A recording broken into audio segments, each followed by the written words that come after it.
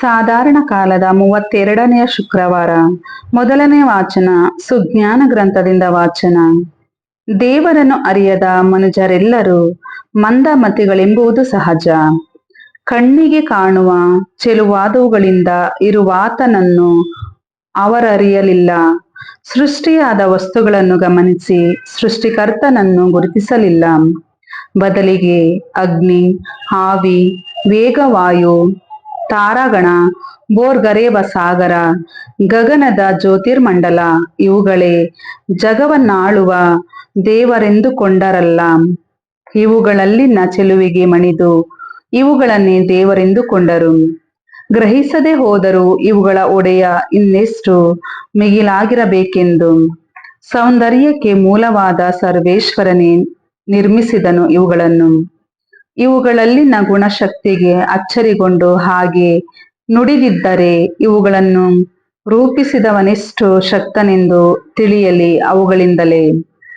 ಸೃಷ್ಟಿ ವಸ್ತುಗಳ ಸೌಂದರ್ಯ ಮಹತ್ವಗಳಿಂದ ಅವುಗಳ ಸೃಷ್ಟಿಕರ್ತನ ಸಾದೃಶ್ಯ ಸಾಧ್ಯ. ಇಂಥವರ ಮೇಲೆ ಬರುವ ಅಪರಾಧ ಅಂಥ ದೊಡ್ಡದೆಂದು ಅಲ್ಲ. ದೇವರನ್ನು ಹುಡುಕುವ ಆಶೆಯಿಂದಲೇ ತಪ್ಪು ಹಾದಿ ಹಿಡಿದಿರಬಹುದಲ್ಲ. ಸೃಷ್ಟಿ ಕಾರ್ಯಗಳ ನಡುವೆ ಬಾಳುತ್ತಾ ವಿಚಾರಿಸುತ್ತಾರೆ, ಮನಪೂರ್ವಕವಾಗಿ ಭ್ರಮೆಗೊಳ್ಳುತ್ತಾರೆ ಅವುಗಳ ಸಹಜವಾದ ಗೆಲುವಿಗೆ ಬೆರಗಾಗಿ. ಹೀಗಿದ್ದರೂ ಇಂಥವರನ್ನೇ ದೋಷಮುಕ್ತರೆನ್ನಲಾದೀತೆ. ಪ್ರಪಂಚವನ್ನೇ ಶೋಧಿಸಿ ನೋಡುವ ಶಕ್ತಿ ಇವರಲ್ಲಿದ್ದ ಮೇಲೆ ಸೃಷ್ಟಿಗೆ ಒಡೆಯನಾದವನನ್ನು ಅರಿತುಕೊಳ್ಳಲು ತಡವಾದುದೇಕೆ? ಪ್ರಭುವಿನ ವಾಕ್ಯ. ದೇವರಿಗೆ ಕೃತಜ್ಞತೆ ಸಲ್ಲಲಿ.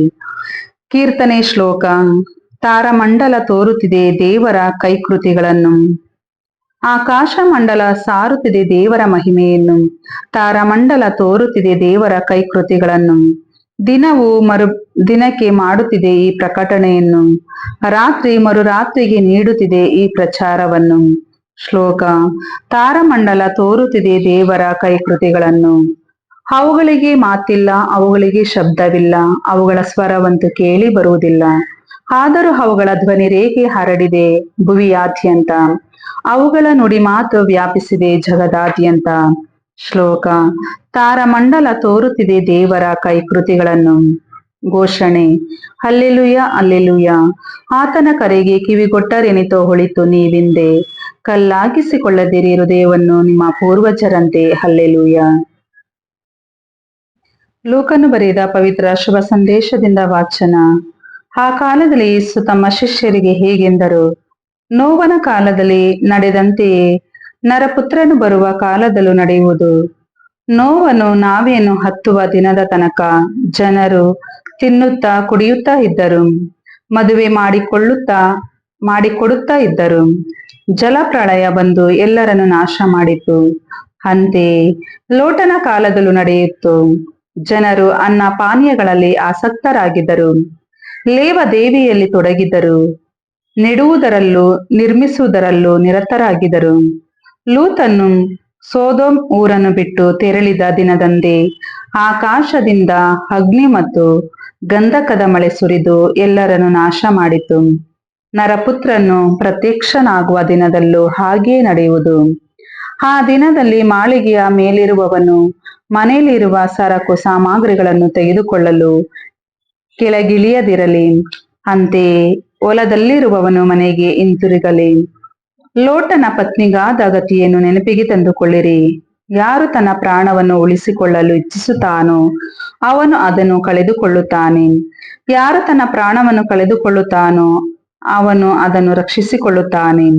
ಆ ರಾತ್ರಿ ಒಂದೇ ಹಾಸಿಗೆಯಲ್ಲಿ ಇಬ್ಬರು ಮಲಗಿದ್ದರೆ ಆ ಇಬ್ಬರಲ್ಲಿ ಒಬ್ಬನನ್ನು ತೆಗೆದುಕೊಂಡು ಹೋಗಲಾಗುವುದು, ಒಬ್ಬನನ್ನು ಬಿಡಲಾಗುವುದು. ಒಂದೇ ಕಲ್ಲಲ್ಲಿ ಬೀಸುತ್ತಿರುವ ಇಬ್ಬರು ಮಹಿಳೆಯರಲ್ಲಿ ಒಬ್ಬಳನ್ನು ತೆಗೆದುಕೊಂಡು ಹೋಗಲಾಗುವುದು, ಇನ್ನೊಬ್ಬಳನ್ನು ಬಿಡಲಾಗುವುದು. ಹೊಲದಲ್ಲಿದ್ದ ಇಬ್ಬರಲ್ಲಿ ಒಬ್ಬನನ್ನು ತೆಗೆದುಕೊಂಡು ಹೋಗಲಾಗುವುದು, ಮತ್ತೊಬ್ಬನನ್ನು ಬಿಡಲಾಗುವುದು ಎಂದರು. ಪ್ರಭು, ಇದು ಎಲ್ಲಿ ನಡೆಯುವುದು ಎಂದು ಶಿಷ್ಯರು ಕೇಳಿದಾಗ ಯೇಸು, ಹೆಣವಿದ್ದಲ್ಲಿ ರಣಹದ್ದುಗಳು ಬಂದು ಕೂಡುವುವು ಎಂದರು. ಪ್ರಭುವಿನ ಶುಭ ಸಂದೇಶ. ಕ್ರಿಸ್ತರೇ ನಿಮಗೆ ಸ್ತುತಿ ಸಲ್ಲಲಿ.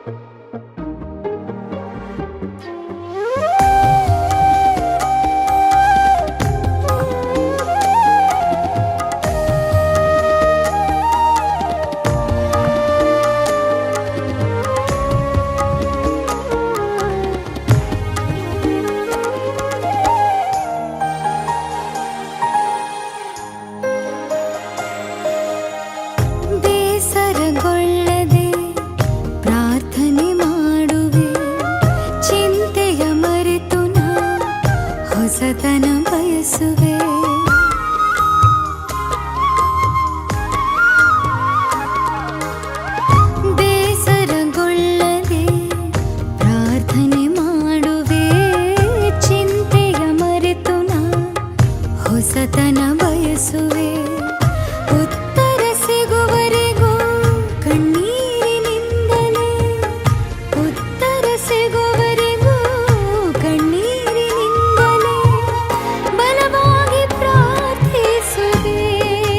ಹಲ್ಲೆಲೂಯಾ, ಹೋರಾಡಿ ಪ್ರಾರ್ಥಿಸುವೆ. ಬಲವಾಗಿ ಪ್ರಾರ್ಥಿಸುವೆ. ಹಲ್ಲೆಲೂಯಾ, ಹೋರಾಡಿ ಪ್ರಾರ್ಥಿಸುವೆ. ಬೆಳಗಿನ ಜಾವದಲ್ಲಿ ಯೇಸುವಿನ ಸನ್ನಿಧಿಯಲ್ಲಿ ಮೊಣಕಾಲೂರುವೆ, ತಂದೆಗೆ ಪ್ರಾರ್ಥಿಸುವೆ.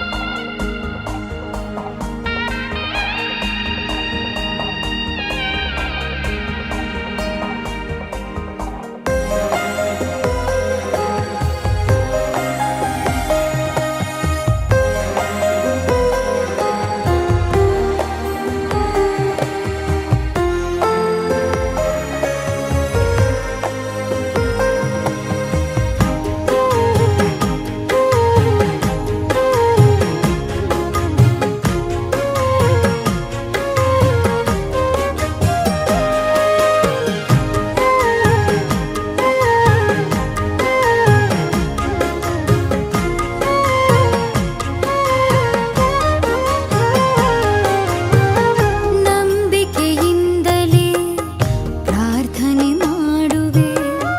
ಸಂದೇಹದ ಅಲೆಗೆ ನಾ ಕೊಚ್ಚಿ ಹೋಗದೆ.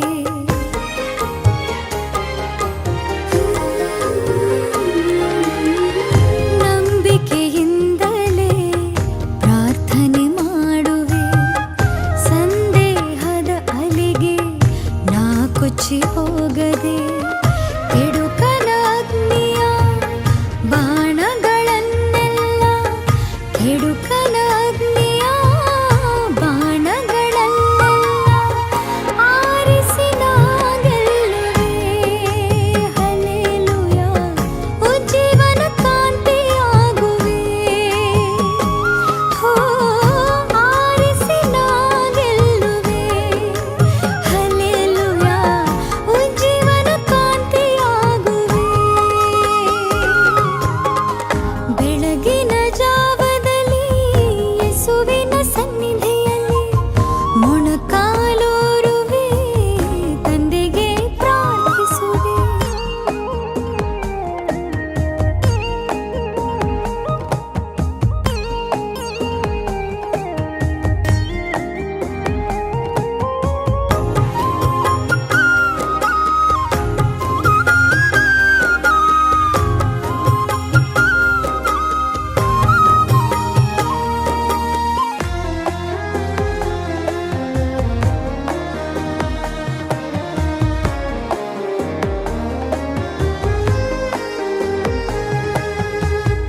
ಉಪವಾಸದಿಂದ ನಾ ಪ್ರಾರ್ಥನೆ ಮಾಡುವೆ. ಪವಿತ್ರಾತ್ಮನ ಸಲಹೆ ನಾ ಅನುಸರಿಸುವೆ.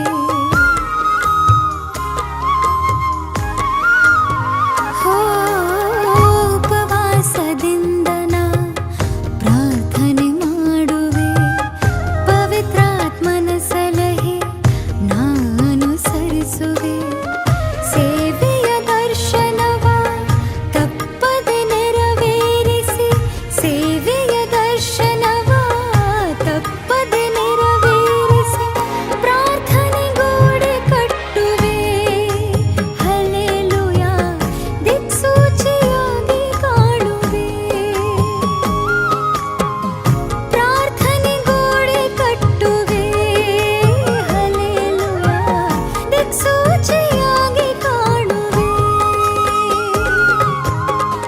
ಬೆಳಗಿನ ಜಾವದಲ್ಲಿ ಯೇಸುವಿನ ಸನ್ನಿಧಿಯಲ್ಲಿ ಮೊಣಕಾಲೂರುವೆ, ತಂದೆಗೆ ಪ್ರಾರ್ಥಿಸುವೆ.